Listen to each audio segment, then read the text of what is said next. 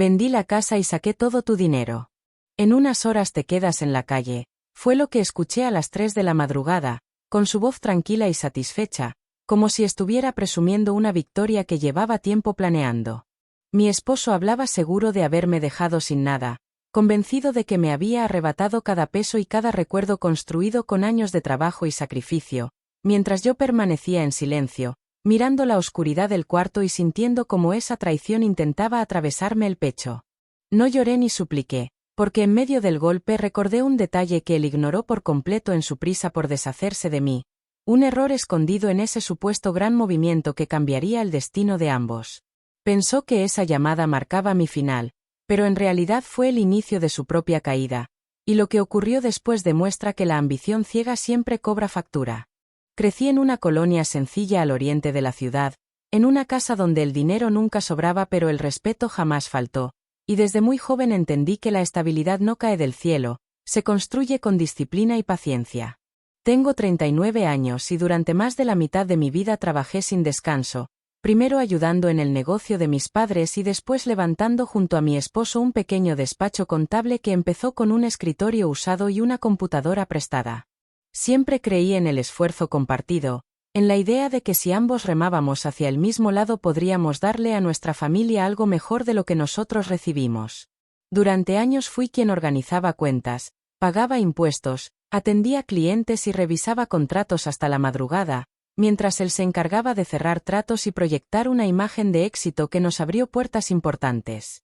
No me molestaba quedarme en segundo plano porque estaba convencida de que el crecimiento era de los dos, y cada peso que entraba lo reinvertíamos con cuidado, pensando en asegurar nuestro futuro y proteger el patrimonio que tanto nos costó formar. La casa que ahora él decía haber vendido no era solo un inmueble, representaba desvelos, renuncias, fines de semana sin descanso y metas alcanzadas paso a paso.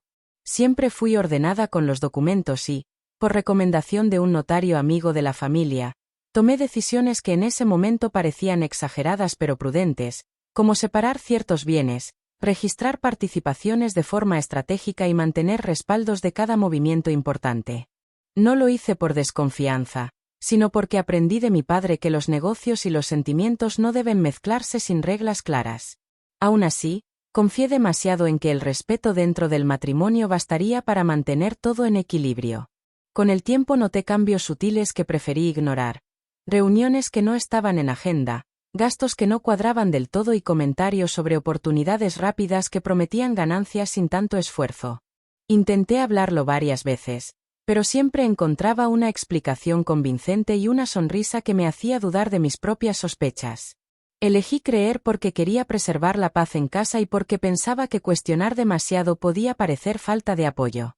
Aquella madrugada, mientras sostenía el teléfono y escuchaba su aparente triunfo, repasé cada decisión tomada en los últimos años y comprendí que mi disciplina silenciosa podía convertirse en mi mayor defensa.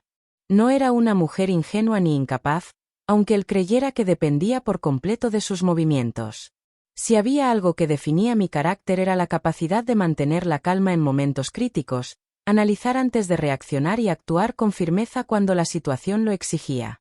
Por eso no discutí en esa llamada y dejé que pensara que había logrado su objetivo. Sabía que antes de dar cualquier paso debía revisar documentos, confirmar datos y asegurarme de que el error que intuía realmente estaba ahí.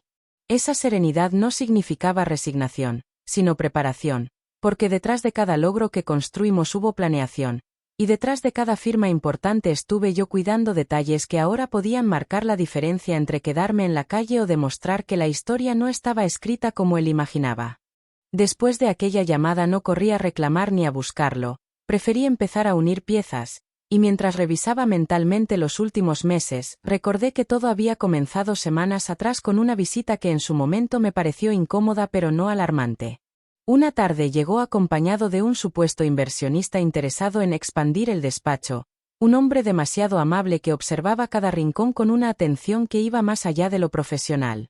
Preguntó por escrituras, avalúos, movimientos recientes y proyecciones de crecimiento con una insistencia que disfrazaba de entusiasmo empresarial.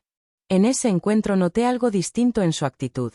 Respondía antes que yo pudiera explicar, evitaba mirarme cuando surgían preguntas sobre propiedad y minimizaba mi participación frente al visitante, como si mi papel en la empresa fuera secundario.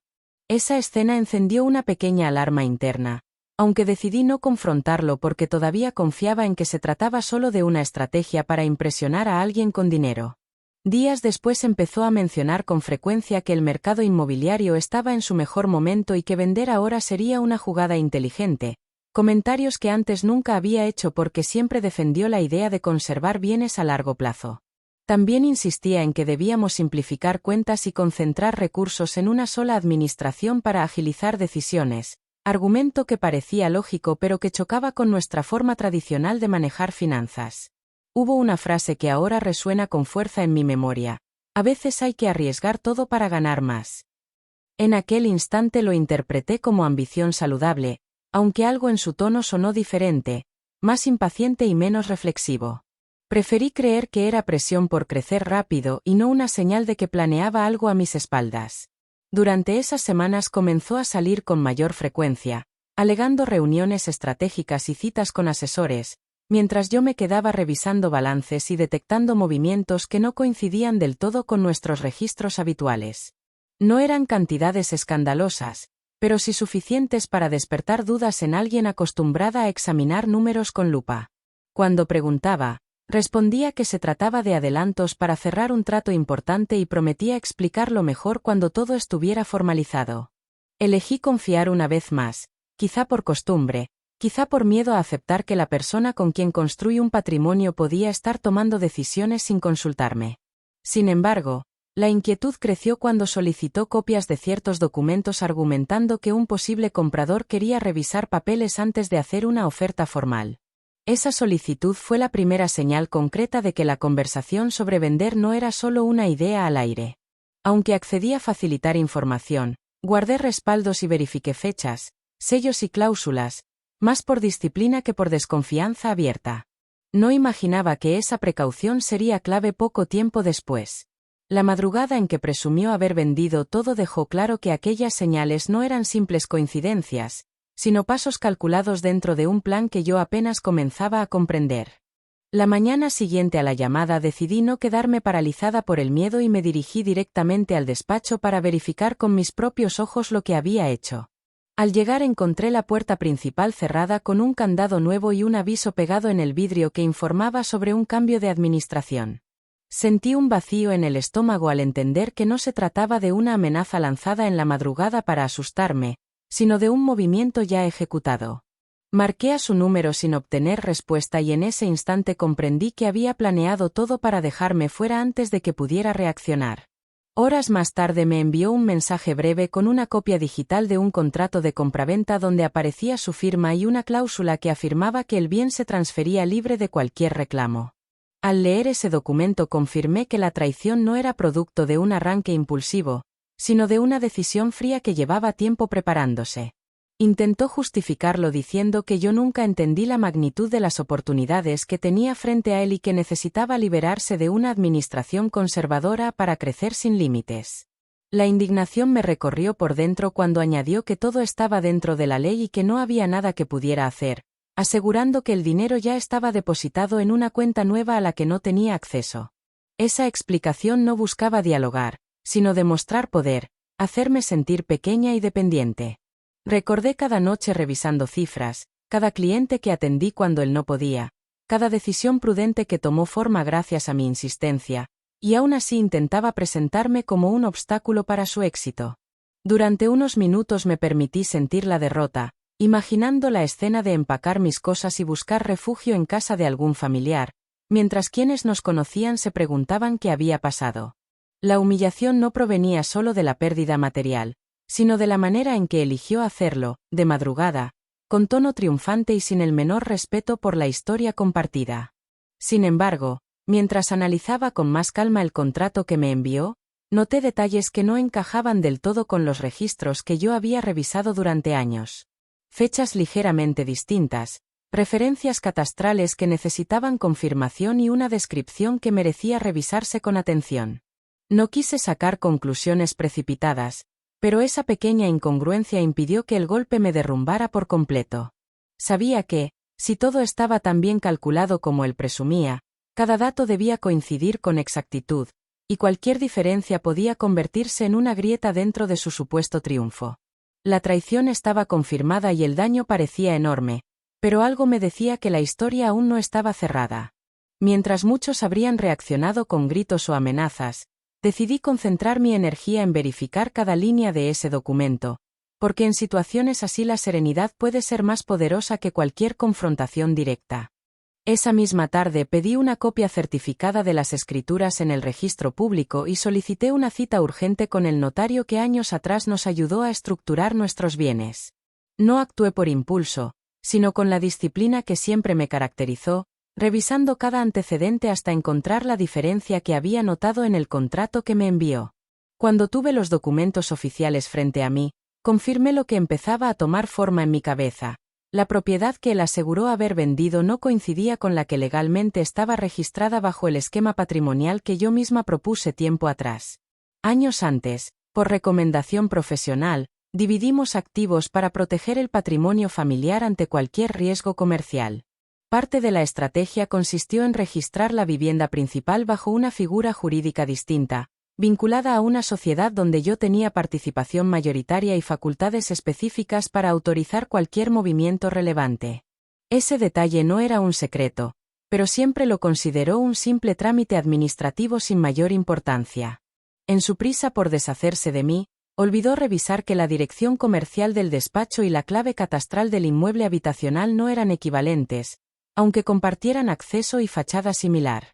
El contrato que firmó correspondía al espacio donde operaba la oficina, no a la casa que creyó vender como símbolo de poder absoluto sobre mi futuro. Peor aún, en la estructura legal existente, su firma por sí sola no bastaba para transferir la propiedad habitacional, ya que requería autorización expresa de la socia mayoritaria, es decir, yo. Esa omisión convertía su movimiento en una acción incompleta y potencialmente impugnable. En ese instante comprendí que su seguridad durante la llamada no provenía de una revisión minuciosa, sino de la arrogancia. Supuso que yo desconocía los detalles técnicos y que bastaba con desplazarme emocionalmente para ganar también en lo legal. No imaginó que cada decisión tomada años atrás tenía un propósito preventivo y que mi aparente papel secundario escondía la llave que ahora podía cerrar su supuesto triunfo. La sensación de derrota empezó a transformarse en claridad estratégica. No celebré ni llamé para confrontarlo. Preferí guardar silencio y recopilar pruebas, porque actuar antes de tiempo habría sido regalarle una oportunidad para corregir su descuido. Pensó que me había dejado sin nada, cuando en realidad solo había expuesto su falta de cuidado y su desconocimiento del propio esquema que aceptó firmar en el pasado. En lugar de víctima desorientada, asumí el papel que siempre ejercí en la sombra, la mente organizada detrás de cada paso importante. Preparé copias, ordené fechas, marqué inconsistencias y confirmé que cualquier transferencia irregular podía ser cuestionada ante la autoridad correspondiente. Aquella madrugada quiso anunciar mi final, pero sin saberlo activó el mecanismo que podía revertir la jugada. La partida apenas comenzaba y, por primera vez desde la llamada, sentí que la balanza no estaba tan inclinada como él creía. 2 días después de que confirmé el error en los documentos, comenzó la verdadera presión. Ya no se trataba solo de presumir una venta, ahora buscaba intimidarme para que aceptara su versión sin cuestionarla. Recibí mensajes donde insinuaba que podía hacer pública información financiera del despacho y dejarme como irresponsable frente a clientes y proveedores. No presentó pruebas porque no las tenía, pero apostaba a que el miedo dañaría mi capacidad de reaccionar con claridad. También intentó mover el terreno familiar. Llamó a mis padres para decirles que yo estaba atravesando una crisis emocional y que había tomado decisiones equivocadas que ponían en riesgo nuestro patrimonio. Quiso sembrar dudas sobre mi estabilidad para debilitar mi credibilidad antes de que yo pudiera explicar lo ocurrido. Esa jugada dolió más que el contrato, porque involucraba a personas que siempre confiaron en mí. En paralelo, el supuesto inversionista empezó a comunicarse directamente conmigo, ofreciendo arreglos amistosos que implicaban renunciar a cualquier reclamo a cambio de una cantidad menor de dinero. Su tono era cordial, pero detrás de cada frase había una advertencia clara: si no aceptaba, el proceso sería largo y desgastante. Entendí que la estrategia consistía en cansarme, hacerme sentir sola y obligarme a firmar algo que validara su versión. Intentó incluso desacreditar mi papel en la empresa ante empleados antiguos, insinuando que mi manejo conservador había frenado el crecimiento y que su decisión representaba un avance necesario. Buscaba convertir mi prudencia en defecto, transformar años de orden en supuesta falta de visión. Cada comentario estaba diseñado para aislarme y reducir mi autoridad moral. A pesar de la presión, mantuve la misma línea de conducta, silencio estratégico y recopilación de pruebas. Guardé capturas de mensajes, registré llamadas y pedí constancias formales en cada instancia donde noté irregularidades. Sabía que responder con enojo solo alimentaría su narrativa de que yo actuaba desde la emoción y no desde la razón. En una conversación breve, intentó dar el golpe final al decir que nadie me apoyaría si decidía enfrentarlo, porque el contrato ya estaba firmado y el dinero transferido. Su seguridad parecía inquebrantable, pero detrás de ese tono empezaba a notarse impaciencia. Quería que reaccionara rápido, que cometiera un error por desesperación. No caí en provocaciones. Cada amenaza reforzaba mi convicción de que estaba perdiendo el control de la situación. Cuando alguien tiene la razón no necesita intimidar, actúa con tranquilidad. En cambio, quien presiona de esa forma suele saber que existe un punto débil en su movimiento. Mientras él intensificaba ataques, yo preparaba el siguiente paso con la misma disciplina que me permitió construir todo desde cero. La escalada sucia buscaba quebrarme antes de que acudiera a instancias formales, pero logró lo contrario. Confirmó que la confianza se había roto por completo y que la única salida digna era enfrentar el conflicto por la vía correcta. Cuando comprendí que la presión no se detendría y que cada mensaje buscaba forzarme a firmar una renuncia anticipada, decidí dejar de reaccionar en privado y llevar el conflicto al terreno formal. Pedí una cita con una abogada especializada en derecho corporativo y patrimonial, alguien ajena a nuestra historia y sin vínculos emocionales con ninguna de las partes. Llegué con una carpeta ordenada por fechas, contratos, estados de cuenta, actas constitutivas y respaldos digitales que demostraban cómo se estructuró el patrimonio desde el inicio. La revisión fue minuciosa. Analizamos la figura jurídica bajo la cual se registró la vivienda, la distribución accionaria dentro de la sociedad y las facultades necesarias para autorizar una venta válida. Confirmamos que la operación que él presumía como definitiva presentaba inconsistencias claras, especialmente porque omitía mi consentimiento expreso en una estructura donde mi participación era determinante. Además, detectamos que el contrato incluía descripciones que no coincidían con los datos oficiales del inmueble habitacional. Con esa base, iniciamos el proceso para notificar formalmente a las partes involucradas que la transacción estaba siendo revisada por posibles irregularidades.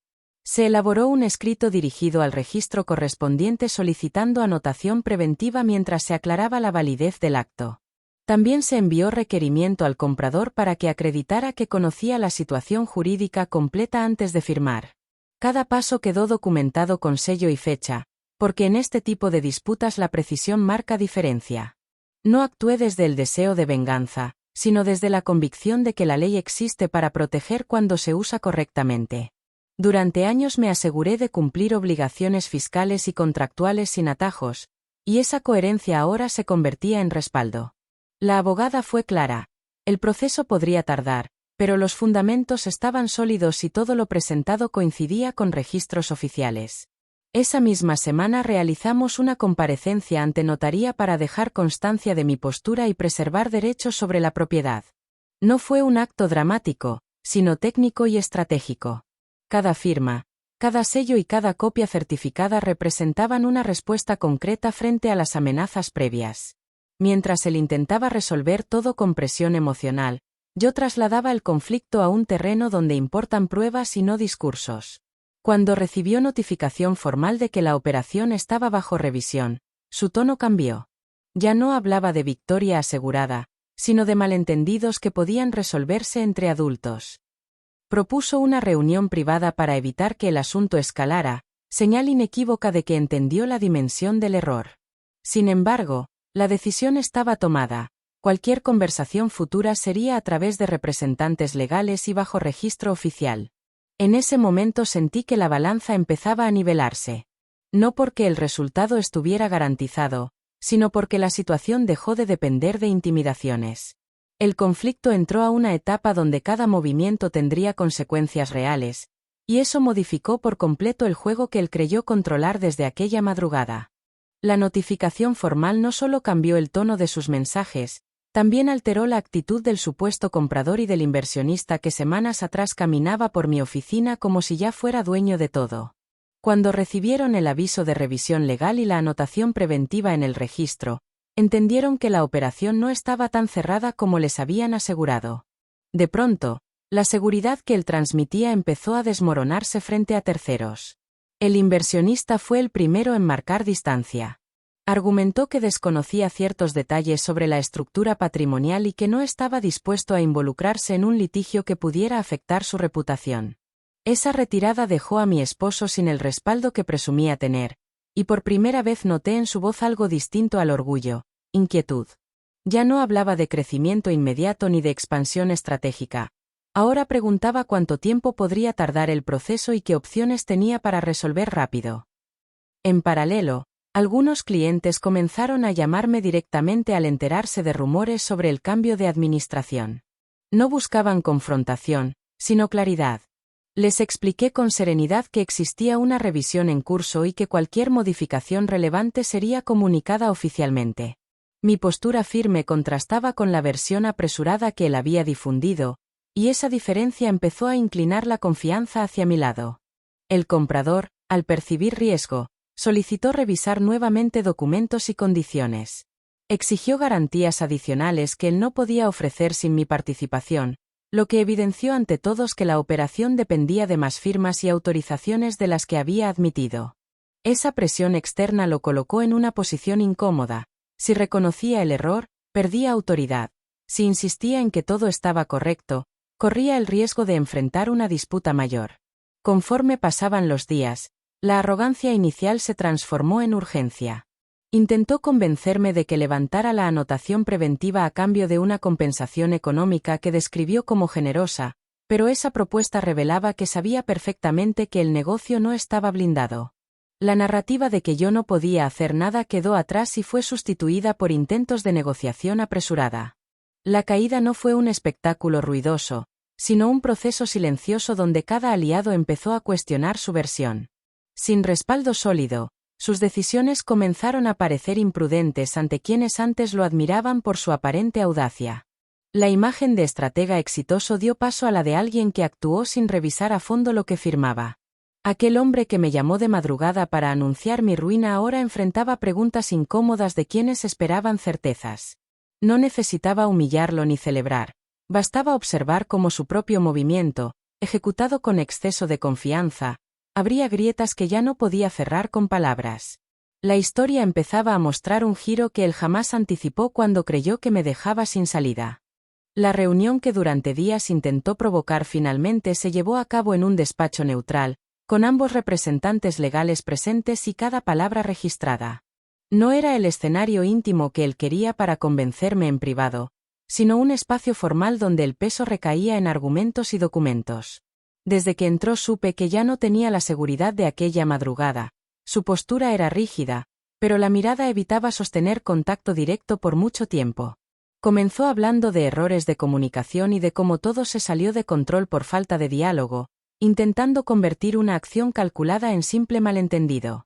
Sugirió que ambos habíamos tomado decisiones precipitadas y que aún estábamos a tiempo de resolver como adultos responsables, insinuando que un conflicto prolongado dañaría a todos. Esa narrativa buscaba diluir responsabilidades, repartir culpas y reducir la gravedad de lo ocurrido. En determinado momento cambió el tono y apeló a la historia compartida, recordando años de trabajo conjunto y momentos familiares que, según él, merecían una solución sin confrontación pública. Fue un intento evidente de despertar nostalgia para ablandar mi postura.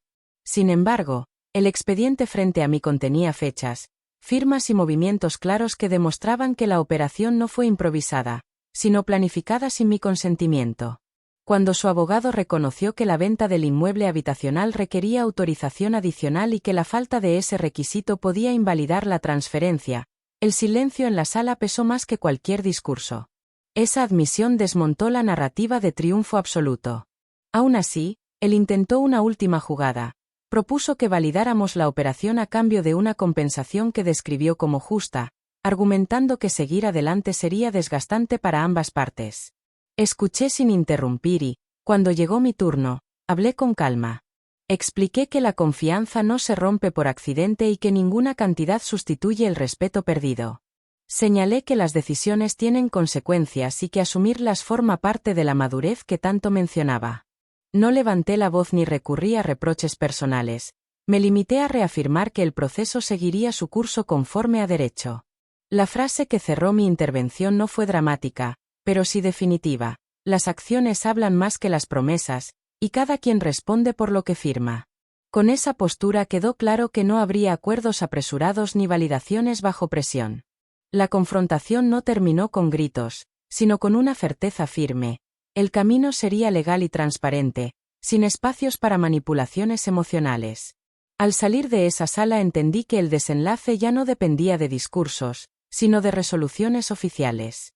Aquella llamada de madrugada buscó imponer un final. Este encuentro marcó el punto donde quedó establecido que el desenlace sería determinado por hechos verificables y no por arrogancia. Semanas después del encuentro formal llegó la resolución provisional que definía el rumbo del caso. La autoridad competente determinó que la venta del inmueble habitacional no cumplía con los requisitos necesarios para considerarse válida, debido a la ausencia de autorización indispensable dentro de la estructura societaria registrada. Esa conclusión no fue producto de dramatismo ni de favoritismos, sino del análisis técnico de documentos que durante años permanecieron archivados con orden y previsión.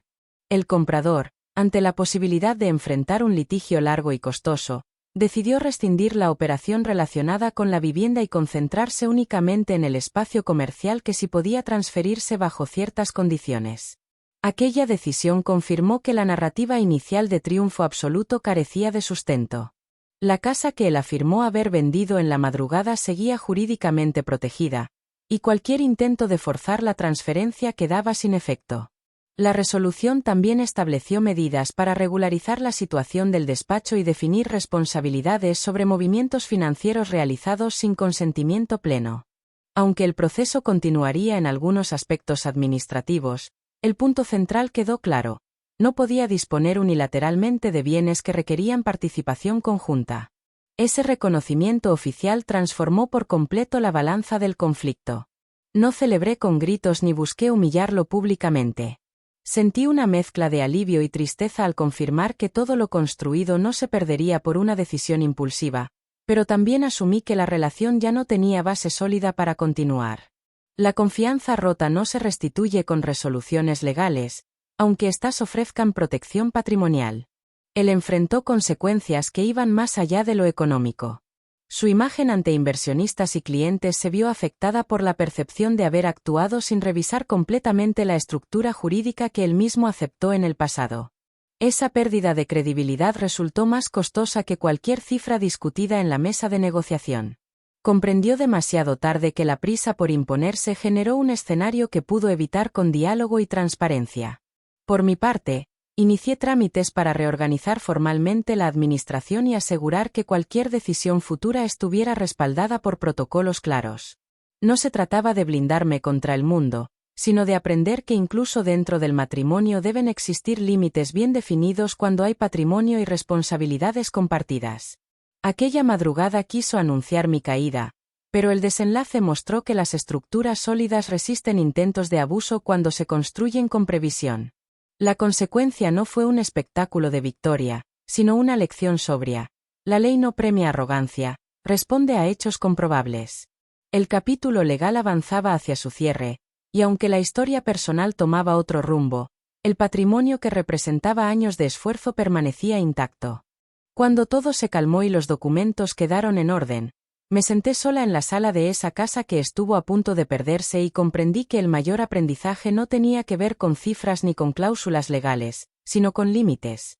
Durante años confundí confianza con ausencia de reglas claras, creyendo que el amor bastaba para garantizar respeto permanente. Esa idea fue cómoda mientras las cosas funcionaban, pero resultó frágil cuando alguien decidió actuar desde la ambición y no desde el compromiso.